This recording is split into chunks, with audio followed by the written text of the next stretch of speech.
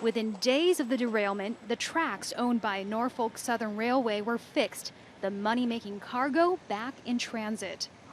But life is not back to normal in East Palestine, Ohio, and the town's 4,000 residents wonder if it ever will be. When we came out, that smell hit you right away. GLADYS King lives in a nursing home 2 kilometers from the derailment site. The air appears to be clear now, but everyone has been drinking bottled water ever since more than 400,000 liters of vinyl chloride were released from the derailed train cars in a controlled burn on February 6th. If they were going safer than what they were, they wouldn't have derailed. If they wouldn't have derailed, all that wouldn't have been in the atmosphere, and we wouldn't be breathing all that. In his first visit to the crash site and stung by accusations of a slow response to the crisis, Federal Transportation Secretary Pete Buttigieg pledged the government's help. They're going to have support from us when it comes to holding Norfolk Southern accountable. They're going to have support from the EPA when it comes to making sure they get accurate information about the safety of their air, water, and soil. And I think they can have support, they ought to have support from a whole country that has seen what they've been through.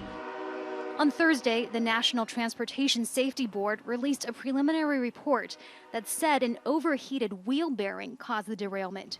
It said the 3-member crew correctly followed procedures and the train was traveling below the speed limit.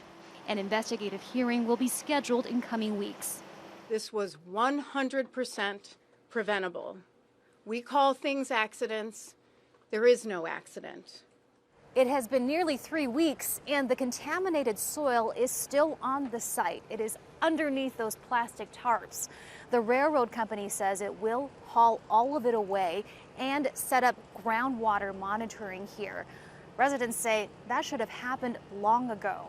Do you trust the assurances that you're getting from the railroad company and from the government? Half and half. I know they're not telling us everything because they probably can't tell us everything. But for the most part, 50-50. And residents fear the help they receive will be short-lived and that the suffering may be long-term. Heidi Zhou-Castro, Al Jazeera, East Palestine, Ohio.